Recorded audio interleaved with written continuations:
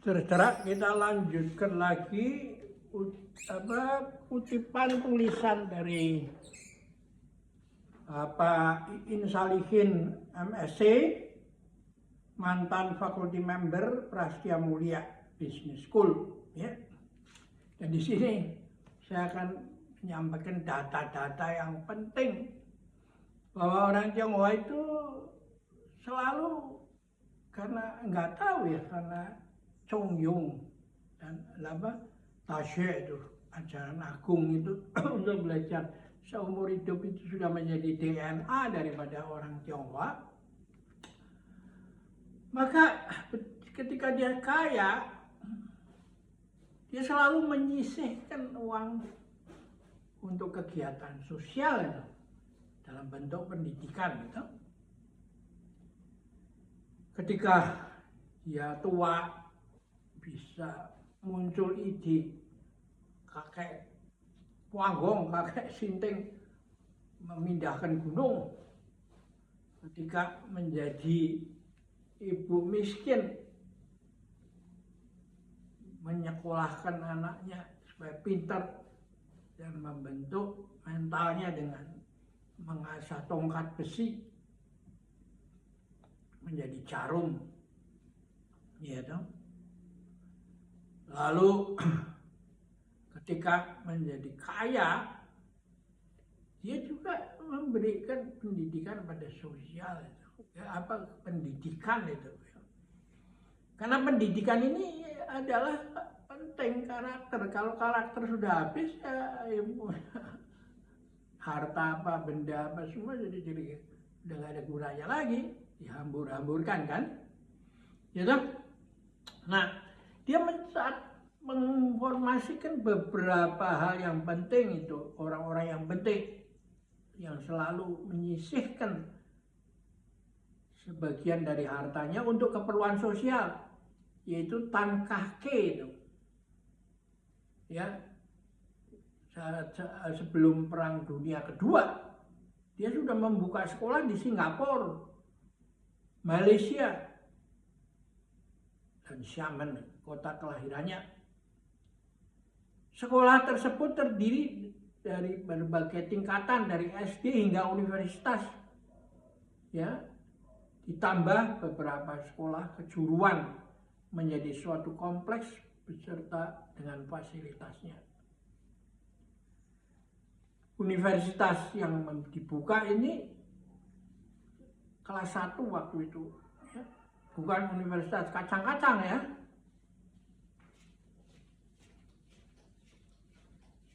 Lalu Lee Ka-shing di Hong Kong, ya, juga banyak mendirikan perguruan tinggi, ya, ada sekolah gitu. Dan bahkan ini penting nih, dia ada lagi yang Gordon Wu menyumbangkan jutaan untuk membangun alma maternya Princeton University di Amerika Serikat, ya. Menarik sekali, meskipun terkena krisis moneter, ya, tidak mengatakan membatalkan. Kalau dia mau membatalkan ya mudah, ya, ya, menjadi anggota kelompok Paris juga anggota WHO. Kalau krisis saya batal, enggak. Ini dia berjanji akan mencicil sumbangannya ke Princeton University di Amerika Serikat, gitu. Lalu kita dikenal juga Tom Siebel, pendiri dan pemilik utama Siebel System, perusahaan raksasa perangkat lunak, ya. Dia menyumbangkan 12 juta dolar Amerika bagi alma maternya jurusan Computer Science, University of Illinois di Urbana, ya, Champaign, ya. Sehingga itu menjadi terkenal lah, terbaik di dunia itu, ya.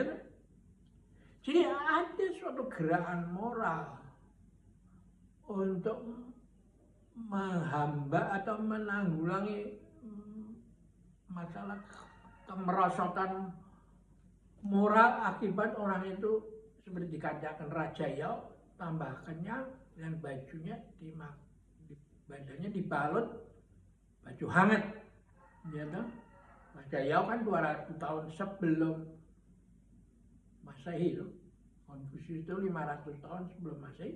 Ini 2000 tahun sebelum Masehi sudah mengatakan ketika keadaan itu perutnya kenyang dan badannya dibalut baju hangat, sifat binatangnya mulai muncul itu, menjadi malas ketika perutnya kenyang itu, seperti ular dan harimau ya habis makan kijang ya dia tiduran aja meskipun diinjak-injak kepalanya oleh kijang yang lain, bahkan dikencingin juga kan. Jadi inilah unik, dan karena itu menurut saya ya bagaimana kalau beri kesempatan lah kebudayaan ini untuk tumbuh. Dan jangan ditakut-takutin inilah, itulah, ateis lah. Dari mana mereka punya pendapat tentang Tian itu unik gitu. Jadi jangan main kebiawiyah aja, ya toh. Nah satu lagi nih yang penting ini. Ucapan kung sifat cai. Banyak orang kota atau orang yang tinggal di pantai itu dari Guangdong itu, kalau Imlek itu mendominasi dengan kongsi sifat, semoga kamu kaya. Nggak ada pesan moralnya sama sekali. Padahal zaman kecil saya tidak ada yang dipakai itu kongsi pacai, yang dipakai Sin Chun Kiong Hi. Selamat datangnya musim semi. Nah, di musim semi itulah mengapa dirayakan, karena dia itu merupakan titik balik dari setelah matang di musim panas, lapuk di musim gugur, rontok di musim dingin, seolah-olah berhenti tumbuh. Muncullah musim semi itu. Musim semi itu sangat penting karena disitulah ada harapan bahwa tahun ini ada pangan itu, sehingga yang merayakan bukan hanya etnis Tionghoa, tapi bahkan satwa pun ikut. Karena itu 12 Xiu itu mewakili semua satwa yang ada di alam semesta ini, ya. Nah, ini yang harus dikembalikan itu, jangan kongsi pacoy. Itu menjadi merosot lagi itu. Nanti sama aja dengan ucapan kita happy birthday itu. Happy birthday, semoga seolah pencipta itu minta untuk ini, minta itu, minta ini, menyibukkan. Nah ini ada kaitannya dengan di India itu, Vimalakirti itu mengatakan begini dalam sutranya itu, di Gunung Semeru banyak tumbuh biji lada, tapi di dalam setiap biji lada itu bersembunyi yang lebih gede, yaitu seluruh alam semesta itu. Nah, dampaknya gimana? Kalau dunia menderita, saya ikut menderita. Kalau manusia sakit, saya ikut merasa sakit. Kan luar biasa ini kan. Ya, Chong Yung yang dalam meluas sampai seluruh alam semesta itu. Nah inilah yang menjadi menurut saya teori dibalik Belt and Road Initiative. Ya, melalui mekanisme Belt and Road Initiative ini akan dikembangkan.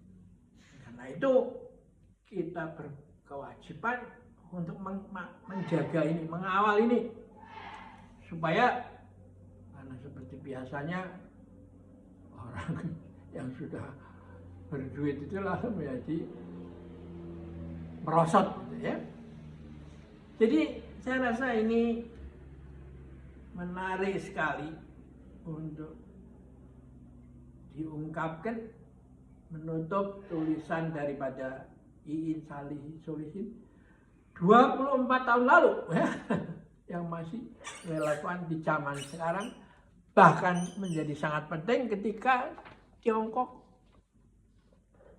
memimpin nanti di era mendatang untuk membuktikan bahwa menjadi besar itu, menjadi super power itu bukan mau menjadi elitis yang menguasai, sehingga rule of law diganti menjadi law of the ruler, undang-undangnya dari penguasa itu. Karena sebagai pemenang the winner takes all ya. Nah, ini penting, kita harus kawal ya. Terima kasih, kita ketemu lain kali lagi.